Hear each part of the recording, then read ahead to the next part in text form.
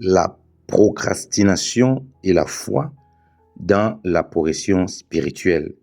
C'est la question que nous voulons aborder, bien-aimés dans le Seigneur, concernant toujours notre progression spirituelle et même notre progression sur le plan de l'accomplissement humain dans notre vie de tous les jours. Salut à vous, bien-aimés dans le Seigneur. Nous vous bénissons de la part de Dieu notre Père, par Jésus-Christ, le seul Seigneur, le seul Sauveur, celui qui est, qui était et qui revient bientôt. Que le Seigneur vous bénisse abondamment. C'est votre frère, l'esclave inutile de Christ, Yannick Stéphane, enseignant de la parole de Dieu. Nous avons commencé à parler de la progression spirituelle. Nous avons pris le pont de la discipline de la lecture. Nous sommes inspirés de 1 Timothée chapitre 4, verset 13, où Paul donne des recommandations à Timothée, qui est ministre de l'Évangile, qui est évangéliste et qui est dans la mission apostolique, de s'appliquer vraiment à la lecture.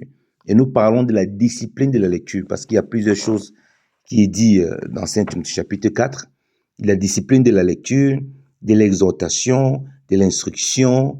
On dit de ne pas négliger les dons qui sont en lui, qui ont été conférés, suivant la prophétie, par l'imposition des mains des anciens. On a demandé de pratiquer ces choses qui s'appliquent vraiment. On aura le temps, par la grâce du Seigneur, de développer tous ces aspects. On lui a demandé de prendre garde à cela, de veiller à ces choses et que ces progrès soient vus de tous. Donc, il devait veiller. Ces progrès doivent être vus de tous. Donc, ça veut dire que ça implique beaucoup de discipline, une certaine rigueur. Et pour cela, vous savez, pour qu'il y ait la discipline, on doit mettre en place certaines choses pour pouvoir veiller. Parce qu'on ne peut pas s'appliquer à la lecture, on ne peut pas s'appliquer à l'exhortation, on ne peut pas s'appliquer dans les choses que nous faisons tous les jours si nous ne mettons pas en place des éléments qui vont nous discipliner. C'est-à-dire que pour la lecture, peut-être le matin, en tout cas, chacun comment il s'organise. Mais toujours est-il qu'il faut la discipline. Alors, maintenant, nous faisons face à quoi? À un problème de procrastination et beaucoup dans la foi. Est-ce que procrastination et foi sont compatibles? Non, en réalité. Mais nous procrastinons pourquoi? Parce que nous vivons dans un monde extrêmement stressé. Alors, j'ai redéfini c'est quoi procrastiner. La procrastination ici, c'est la tendance, c'est le fait de toujours reporter les choses qu'on pourrait faire au lendemain. Donc, de toujours reporter les choses et finalement, parfois, généralement, on ne les fait pas ou on les fait mal. La procrastination, ce n'est pas forcément la paresse, ce n'est pas toujours la paresse, c'est différent de la paresse. On peut procrastiner parce qu'on est très mal organisé. Donc, du coup, comme on est très mal organisé, on reporte toujours les choses au lendemain. On peut procrastiner parce qu'on ne mesure pas l'importance des choses. On fait les choses avec légèreté et ce qui n'est pas bien. Parce que le Seigneur dit, maudit est l'homme qui fait l'œuvre de Dieu avec légèreté, avec négligence. C'est-à-dire que la légèreté, ici, c'est la négligence. OK? Maudit soit celui qui garde son épée du carnage, qui fait l'œuvre de l'Éternel avec négligence. Dieu le dit par la bouche de Jérémie. OK? Donc Dieu ne veut pas que nous fassions les choses par négligence, parce que la négligence peut amener à procrastiner. Dieu ne veut pas que nous fassions les choses sans mesurer la capacité des choses. Si on est capable de les tenir, parce qu'il ne veut pas qu'on passe le temps à reporter ce qu'on doit faire, notamment pour notre progression, tant sur le plan spirituel que dans l'accomplissement de notre vie de tous les jours. De toute façon, tout cela est lié. Parce que si on progresse spirituellement, ces progrès vont être vus, comme il est dit par la bouche de Paul à Timothée, que tes progrès soient vus de tous. Ces progrès vont être vus dans la société, dans notre façon de nous comporter, dans notre façon d'être avec les gens, dans notre travail. Et dans tout, on doit voir cela. Donc, toujours vouloir remettre les choses est une résultante déjà des conséquences du monde dans lequel nous vivons. Nous vivons dans un monde, comme on l'a déjà répété plusieurs fois, hyper stressé, hyper occupé. On est tout le temps occupé à faire plein de choses et qu'on ne sait pas identifier ce qui est l'essentiel. Vous voyez? C'est ce qui est l'essentiel là qu'on ne doit pas procrastiner pour la progression. Parce que si on n'a pas de progression, ça veut dire qu'on n'avance pas. Ça veut dire qu'on stagne ou on recule même. Et du coup, si on recule, ça veut dire que les éléments fondamentaux, c'est un peu comme une voiture. La voiture recule, elle ne parvient pas à avancer quand il y a une panne, quand il y a un problème de moteur, quand il y a un problème de carburant, la voiture ne va pas aller de l'avant. Si vous n'avez pas d'essence dans la voiture, vous faites comment la voiture ne va pas aller de l'avant? Donc, il y a des choses essentielles, fondamentales pour qu'une voiture roule bien, avance. Il faut que les roues soient en bon état, les roues ne soient pas crevées. Il faut qu'il y ait du carburant. Il faut que le moteur soit en bon état. Donc, vous voyez qu'il y a des éléments, des choses essentielles pour que la voiture roule. Donc, c'est ça qui va permettre la progression. On ne peut pas procrastiner donc avec notre vie de prière. On ne peut pas dire non. Bon, je n'ai pas pu prier aujourd'hui, je vais reporter ça demain. Non, c'est des pièges dans lesquels on tombe parce qu'on est tellement occupé par beaucoup de choses. Si donc vous comprenez donc la lecture de la parole de Dieu, la vie de prière, la vie de consécration, les choses que je dois mettre en place pour ma progression, peut-être pour mes études, peut-être pour mon travail à la maison, peut-être pour mon travail au boulot, peut-être pour ma marche avec le Seigneur dans plein de choses que je vais organiser. Si je ne peux pas les reporter au lendemain, je me sens tenu de les accomplir, alors ça va limiter la procrastination parce que humainement, il est difficile de ne pas reporter les choses. Vous voyez? Mais ça va faire en sorte qu'on met ces éléments premièrement et que on marche par la foi. Marcher par la foi, c'est quoi? La Bible dit que le juste va par la foi. En réalité, on ne connaît pas de quoi il faut le lendemain. Quand nous avons tendance à remettre au lendemain, ça devient maintenant un instrument que l'ennemi utilise contre nous. Parce que on ne sait pas de quoi le lendemain est fait. C'est pourquoi le Seigneur dit de ne pas s'occuper du lendemain, de ne pas s'occuper de ce qu'on va manger, tout ça, de ne préoccuper de notre journée. On est tellement angoissé. Il dit à chaque jour suffit sa peine. Si nous on pas dans la mesure où à chaque jour suffit sa peine, ça veut dire que la peine de cette journée, le travail qu'on devait fournir, la prière qu'on devait avoir, la lecture qu'on devait avoir, le temps dans la louange qu'on devait avoir, le temps dans le sport qu'on devait avoir, le temps avec la famille qu'on devait avoir, ce temps-là est mis pour ça et on doit le faire. Si on reporte, alors on tombe dans un piège. C'est comme si on connaît de quoi le lendemain est fait. Nous ne savons pas de quoi le lendemain est fait. C'est pour ça que nous marchons par la foi. C'est-à-dire que nous vivons dans le contentement. Ce qui est là, aujourd'hui qu'on peut faire, on le fait, on ne reporte pas. Vous voyez? Et c'est ça que ça aide d'avoir donc la discipline. C'est pourquoi on parle des disciples. Et ça, bien aimé dans le Seigneur, il n'y a pas besoin d'avoir tellement d'éléments ou bien de faire des grandes choses exceptionnelles. Non, c'est des petites choses assemblées ensemble qui font des grandes choses. Vous voyez? Et les gens, ils pensent qu'il faut faire beaucoup de choses. Si seulement tu as commencé à dire, pour ma lecture par exemple de la Bible, je vais lire même un passage, même un verset par jour. C'est déjà quelque chose, mais que tu t'appliques à le faire, tu ne reportes pas. Vous voyez? Parce que le temps perdu, on ne le rattrape pas, bien aimé dans le Seigneur. Dis que non, je n'ai pas prié le matin, je vais me rattraper à midi. Non, c'est faux. Tu vas prier à midi. Le temps du matin, là, tu ne peux plus le rattraper. Le temps ne s'arrête pas. Vous voyez? Et le piège donc de la procrastination, c'est que quand l'ennemi nous pousse, parce que l'ennemi aussi, on nous pousse à le faire, ou bien les circonstances de la vie, les difficultés que nous vivons, l'hyper-occupation que nous avons des choses, ça et là, font en sorte qu'on n'a plus, j'ai dit, la vie spirituelle qui est en premier lieu, on n'a plus ça au centre. Qu'est-ce que ça fait?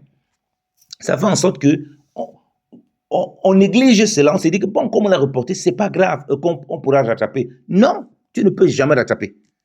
La minute que tu as perdu, tu ne peux pas remonter le temps. Tu vas remonter le temps comment? Vous voyez? Par exemple, lorsque on se lève le matin, pourquoi il faut prier? Parce qu'en priant, on prépare notre journée, puisqu'on ne sait pas de quoi la journée sera faite.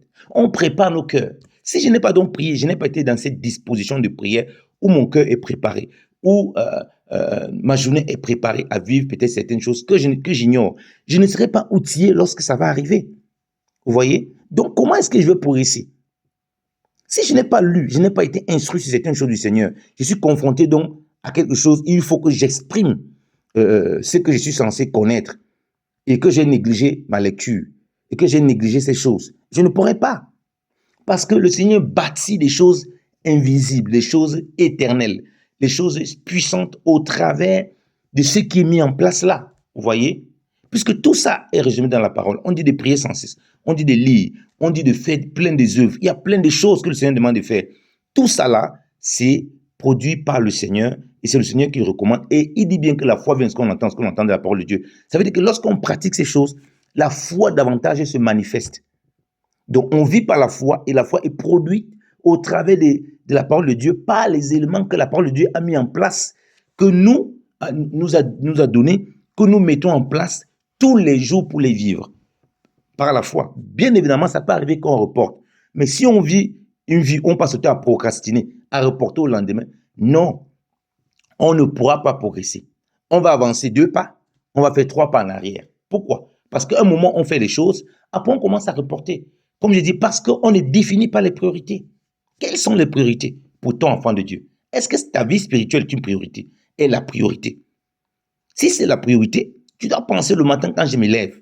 Parce que, regardez, lorsque les gens sont malades, les gens disent qu'à cause du boulot, non, je travaille tellement, je n'ai pas le temps pour prier, je n'ai pas le temps pour lire la parole de Dieu, je n'ai pas le temps pour appeler mes frères et sœurs, je n'ai pas le temps pour visiter ma famille, mes parents, tout ça. Mais lorsqu'il est malade, cette personne-là, subitement, le travail est de côté. Il a le temps pour prier, il a le temps pour lire, parce que les gens ne cherchent généralement Dieu ou bien les autres quand ils sont dans le besoin. Vous allez voir les gens qui vous cherchent. Ils ne connaissent pas votre numéro de téléphone. Hein? Ils ne vous écrivent pas pour avoir de vos nouvelles. Ils remettent toujours le lendemain. Mais lorsque vous aurez un problème, ils ont un problème et qu'ils pensent que vous pouvez les aider, subitement, ils vous cherchent. Ça, c'est les conséquences de la procrastination. Parce qu'on n'a pas défini les priorités en tant qu'enfant de Dieu. Moi, malgré cela, il m'arrive de noter les noms des gens. Parce qu'il y a tellement de gens parfois que je connais que je dois appeler, que je dois me rappeler que je n'ai pas eu telle personne depuis un moment, et tout, et tout, et tout. Ça, c'est un ensemble de choses que vous devez mettre en place. Si ça, ce n'est pas la priorité, si les choses que vous êtes appelés à faire, déjà dans votre vie de tous les jours, en tant qu'enfant de Dieu, pour bâtir votre foi, pour bâtir votre position spirituelle, vous n'avez pas mis en place et que vous reportez toujours, vous ne pouvez pas progresser. Vous allez progresser en reculant. Donc, vous allez régresser. Donc, ce n'est pas sorcier. Arrêtez de procrastiner, arrêtez de remettre toujours au lendemain ce que vous pouvez faire aujourd'hui. Parce qu'à chaque jour suffit sa peine. Vous n'êtes même pas sûr de ce que vous allez trouver demain là. C'est ce que vous allez tomber demain. Donc, tout cela en place va nous aider à marcher par la foi et à progresser par la foi. Bien-aimés dans le Seigneur. Donc, on voit dans des gens, ils ne veulent pas faire du sport. Vous voyez, vous savez que je parle beaucoup de l'activité physique et moi, je pratique l'activité physique. Nous vivons dans un temps où on est hyper occupé, on est hyper stressé. Ils n'ont pas le temps pour l'activité physique. Ah non, ils travaillent beaucoup. Ah non, ils ont le temps pour le machin. Mais l'argent que tu travailles là, demain, c'est avec ça que tu vas dépenser pour t'occuper de ta santé. Quand tu refuses de t'occuper de ta santé maintenant, la parole de Dieu nous dit que même la parole de Dieu est une médecine pour nos os. Lorsque tu marches dans le voie du Seigneur, c'est une médecine. Donc, vous voyez que même le fait de lire la parole de Dieu, c'est une médecine pour tes yeux. Quand tu lis la Bible, c'est que beaucoup de gens ignorent. C'est une médecine pour tes yeux, c'est une médecine pour ton cerveau. Ton cerveau est illuminé. Mais lorsque tu passes le temps dans le téléphone, ton cerveau ne travaille pas. La lumière déjà du téléphone là, bleu du téléphone, abîme déjà les yeux. Ok? Donc, quand tu es dans la lecture, quand tu es dans la parole de Dieu, quand tu es dans la prière, c'est des choses qui travaillent et sur le plan spirituel et sur le plan physique. Quand tu mets des objectifs clairs que tu dois accomplir dans ta journée par rapport à la famille, tu deviens organisé. Et quand tu deviens organisé, alors il y aura très peu d'espace pour procrastiner. Bien évidemment, il y a des choses qu'on ne peut pas faire. On va le faire un autre jour. Il n'y a pas de souci. Mais ça va être très, très limité. Et c'est pour ça que vous ne devez pas voir la procrastination comme quelque chose de normal, de toujours reporter. Ce n'est pas normal de toujours reporter. Même si ça nous arrive de le faire, ce n'est pas normal. Ce qu'on a prévu de faire, on doit le faire. On note l'agenda, on dit, voici la priorité, on le fait. Je suis extrêmement occupé. Nous sommes tellement occupés avec plein de choses. Surtout même lorsqu'on est dans le ministère, les choses à gauche, à droite. Si on ne met pas ça en place, on ne s'en sort pas. Donc, je connais beaucoup de gens qui ont commencé des choses et ils ne parviennent pas à finir et qui sont obligés, des enfants de Dieu et même des serviteurs de Dieu, qui fuient beaucoup de personnes même dans le monde parce qu'ils ont commencé des choses qui n'ont pas pu finir. Et c'est pourquoi le Seigneur dit, qui est celui qui peut bâtir une maison? Il ne vérifie s'il peut finir la maison, en parlant de la foi, s'il peut finir la maison là, de peur qu'il commence, il ne finit pas et qu'on se moque de lui, on dit, voici cet homme a commencé la maison, il n'a pas fini. Ça, c'est la procrastination. Il dit que tu ne mesures pas les choses, il dit que non, je vais m'en sortir, je vais aller. Tu ne comprends pas que chaque temps, tu dois faire ce qu'il faut. Donc, que ce ne soit pas le cas pour nous, ce que nous avons décidé de le faire, mettons les priorités, et la priorité des priorités, c'est le Seigneur et ce qu'il nous demande de faire, et c'est ça qui bâtit notre vie. On se lève dans le Seigneur chaque matin, on marche dans le Seigneur chaque matin, et on s'endort dans le Seigneur. C'est ainsi qu'on va moins procrastiner, on va vivre pleinement par la foi. La grâce et la paix du Seigneur soient avec nous pour notre progression spirituelle au nom de Jésus-Christ de Nazareth. Amen.